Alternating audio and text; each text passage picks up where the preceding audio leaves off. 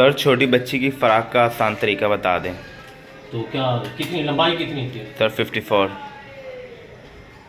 तो सादा है या पहले बनाई तो थी? सर वो मैं भूल गया हूँ, लेकिन अब दोबारा बता दें। छोटी फ्रॉक है, वो पहले बड़ी फार्मूला बनाई वही थी। एक ही होता है? जी सर।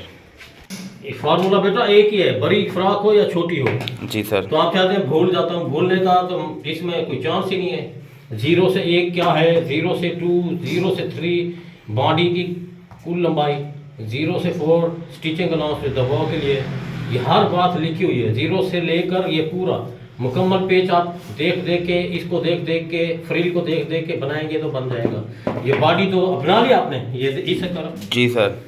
बॉडी तो आपने बना ली। फ्रिल का आसान तरीका ये है कि इसको ऐसे ऊपर रखना है। इसके बाद जितनी इसकी लंबाई है, कितनी लंबाई है? 54। हाँ, तो इधर से आपको इंची टेप रखनी है, इधर 54 है ये 54। जी सर। इसमें स्टिचिंग अलाउंस 4 सीएम रखना है। जी सर। 1 2 3 4।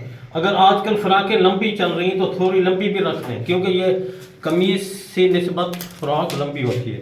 अब ये ऐसे बॉडी है, ये चीज़ इसकी चूनट आ जाएगी। ये इस तरफ करें आप, ये आपको फ्रिल नज़र आ रही है। ये बॉडी इसके साथ रख के टोटल लंबाई आप मैच करें 4 सीएम सिलाई का। अब ये मैंने निशान लगा दिया, इसको यूँ ऐसे डबल करें। ये डबल क्यों कर रहे हैं? सर फ्रंट और बैक। फ्रंट और बैक दोनों यूँ इस तरह। जी सर। डबल करने का मकसद यही है, ऐसे इसको आज़ाद कर देना है,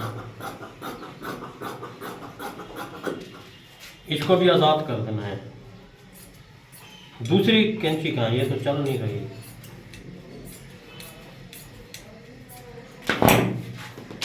अब ये फ्रिल हो चुकी है, ये ऐसे, ये सीधी है, अम्ब्रेला फ्रॉक नहीं है। ये जब चूनेट डालनी है या प्लेट्स डालनी है, यूं ऐसे डालनी है। ये देखो, ये इसके साथ आपने यूं ऐसे करके डाल देनी होंगी। ये फ्रिल है, ये इसकी बॉडी है, ये बॉडी।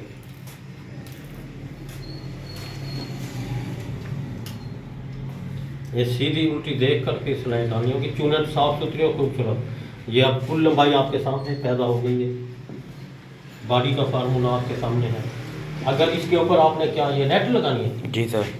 हाँ, तो नेट लगानी है तो ये नेट जो है थोड़ी लंबी रखनी पड़ती है, इससे उसको फिर थोड़ा छोटा करना है।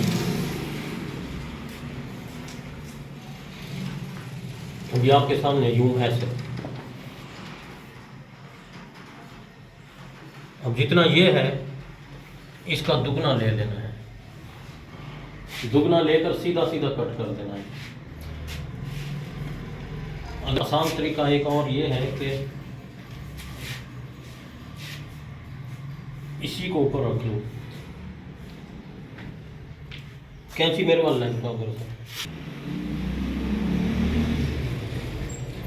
हाँ, ये इसके ऊपर नेट के ऊपर आपने रख के यूं ऐसे काट देनी है। इससे लंबी रखना चाहें तो रख दें, ये अस्तर थोड़ा छोटा कर देना।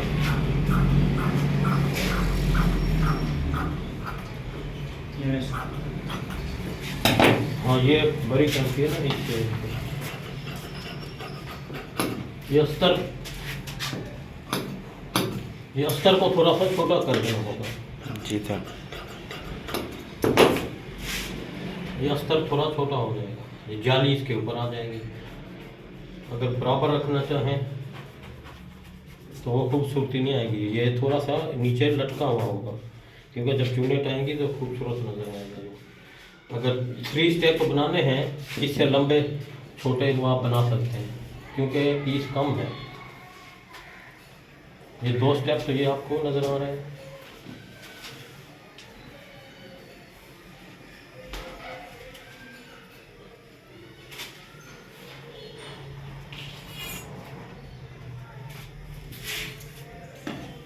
अगर स्टेप इसके बनाने हैं,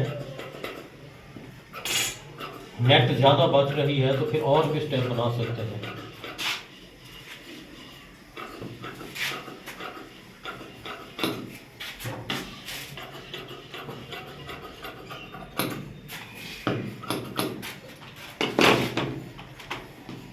इसको यूं चुनेट आ जाएंगी। ये बॉडी का भी अस्तर ये बॉडी ऊपर आ जाएगी, इसके नीचे ये फ्रिल आ जाएगी, इसके नीचे ये आ जाएगी। इसको थोड़ा सा छोटा करना होगा।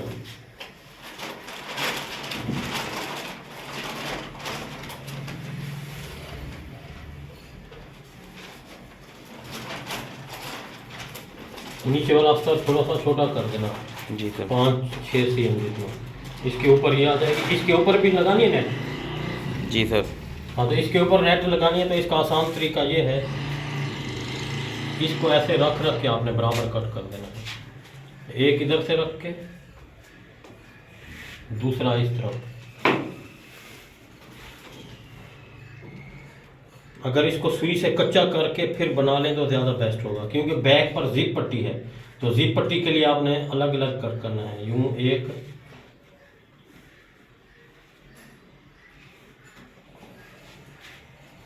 फिर दूसरा, ऐसे पीस बच जाए। इसको थोड़ा इधर कर लेते हैं, ये देखिए पीस बच रहा है।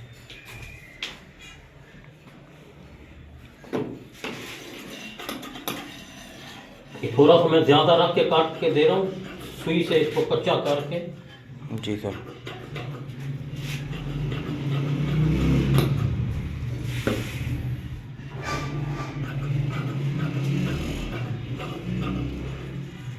इसको सुई से कच्चा करके फिर बाकी कट करना है।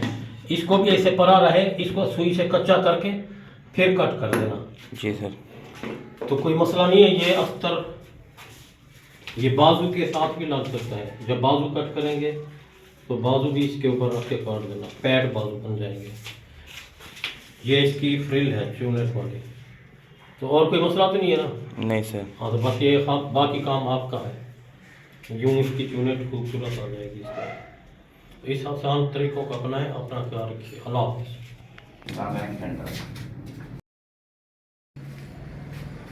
ये वाली जो फ्रॉक कट की थी पिछली दफ़ा, ये स्टूडेंट्स इसको कच्चा करके फिर स्टिच करेंगे। ये मेहनत का काम है।